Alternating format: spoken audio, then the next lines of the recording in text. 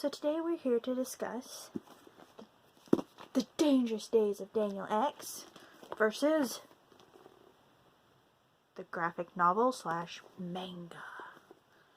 So, one thing that I just want to go ahead and say, in case you don't know and you're thinking about reading it, The Dangerous Days of Daniel X is about this boy named Daniel, whose last name is X because he has no family, because his family was killed when he was 3 years old by an alien called the Prayer.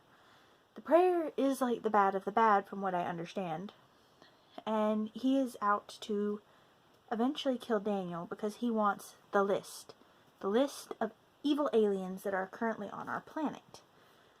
So, another thing about this book that I really liked is it's very action-packed. There's never not something going on. In the whole book, the most boring thing we have happen is he has dinner with his family, and that's not even boring. Why? Because his family's dead. He can create them out of his mind. That's when you find that out. And as for the most part, the graphic novel goes along with the story. There are a few things that are described different in the graphic novel / manga than in the book. One of the things being one of the characters that he founds, Hop. It mentions that he pulls on his hair to catch him. In this, he wears a hat, and Daniel, I believe he catches him by his foot. Or no, he does catch him by his hair. I'm sorry, he catches him by his braid.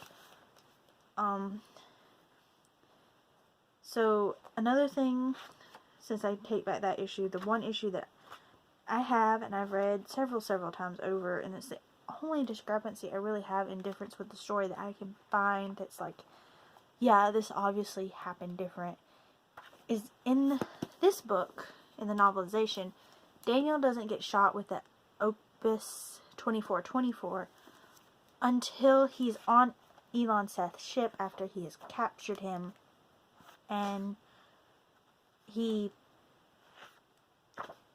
gets shot and thrown into a cage or cell, same difference. In this, almost as soon as Elon Seth finds Daniel, he shoots him with the Opus 2424.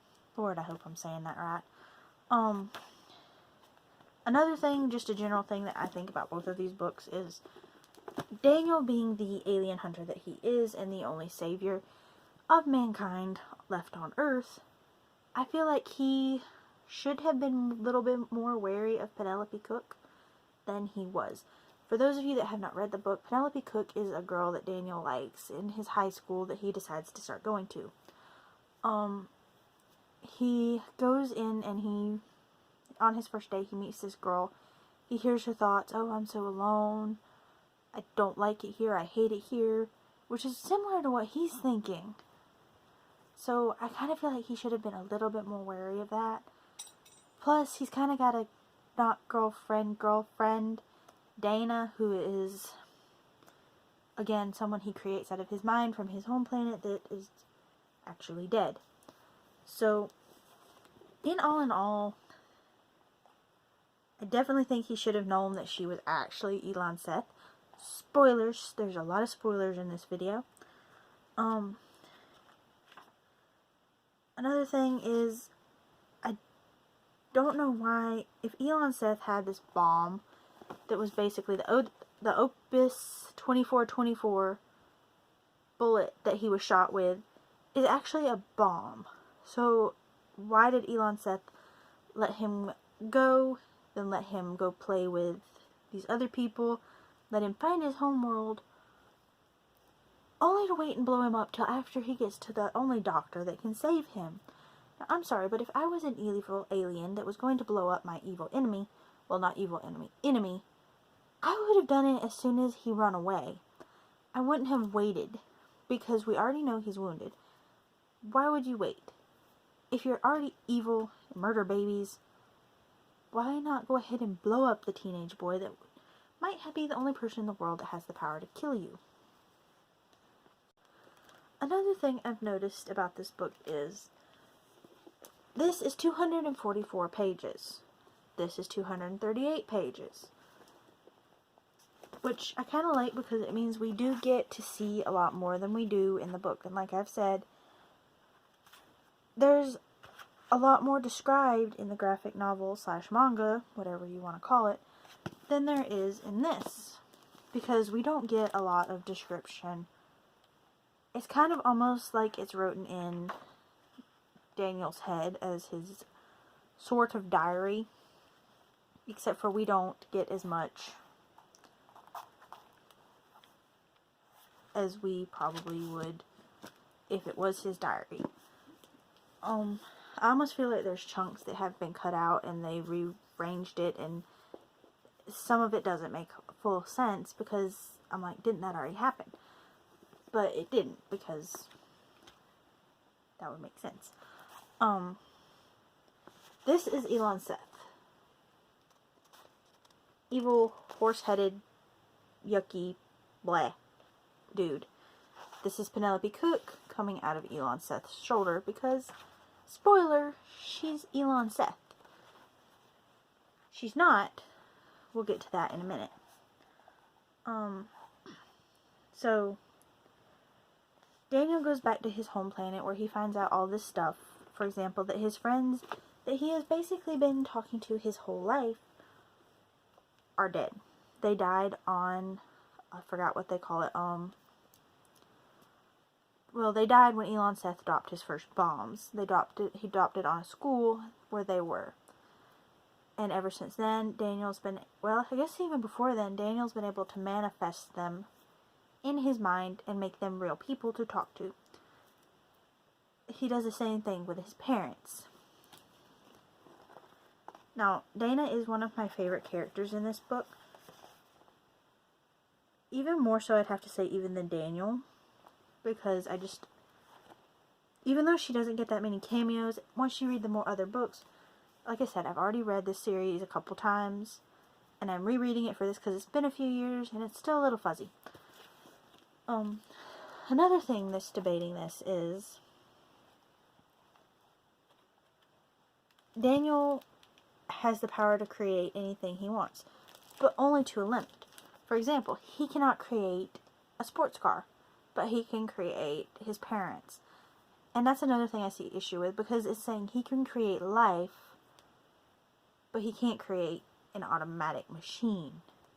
Which I just kind of feel is weird, because wouldn't the machine be easier to create than his parents?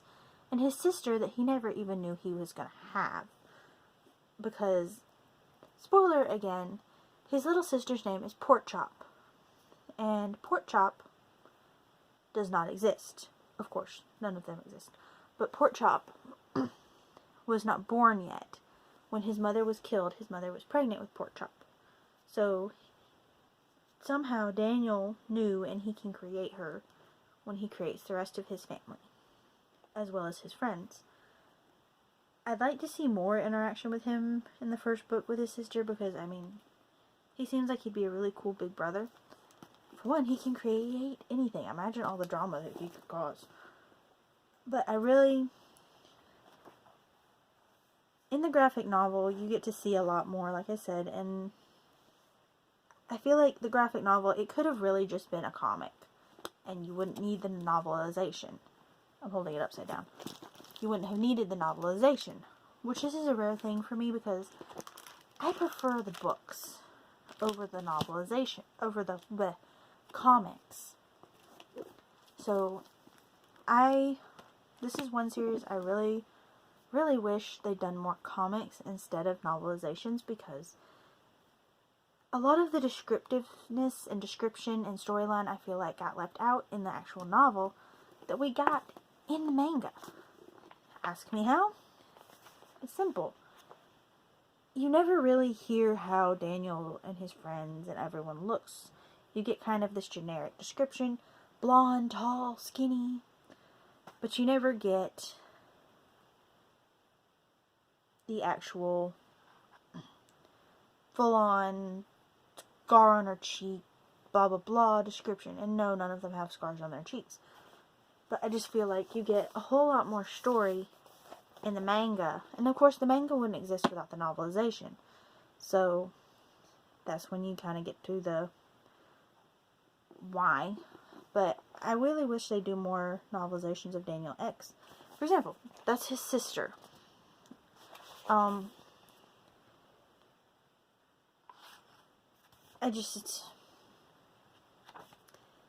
This series is one of my favorites. I've always been a fan of James Patterson. I was a big fan of Maximum Ride. I was a big fan of Witch and Wizard, which I need to actually read the last couple books of, because I stopped after book 2, just because I moved on to a different series called The Morganville Vampires, which I'm sure I will read at some time in my 120 book challenge, because I'm seriously addicted to those books. But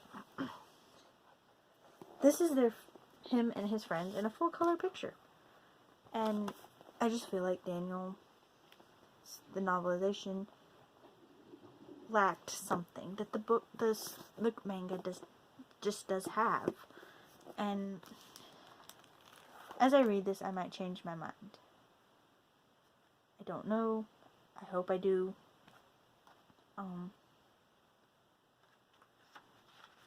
He's witty, he's funny, he's cool, but at the same time,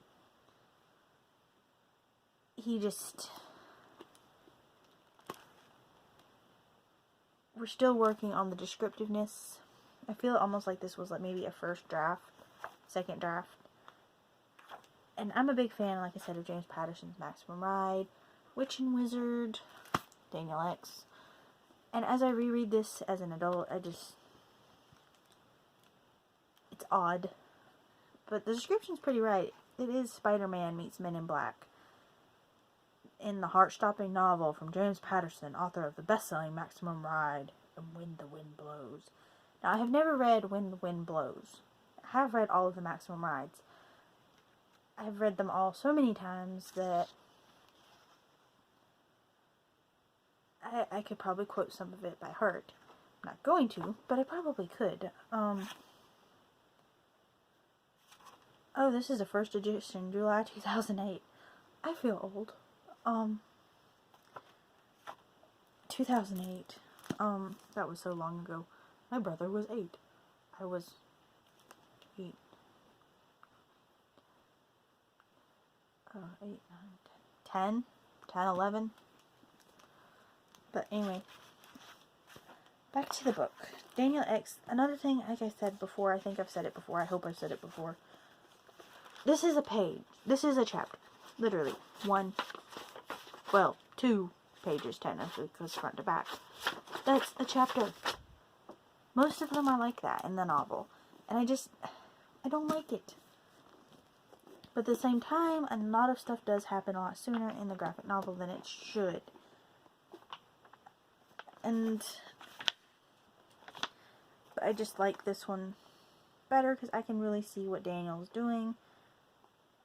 And I understand it a little better. Like, when he's in a dark frame of mind, you can just see it in his eyes.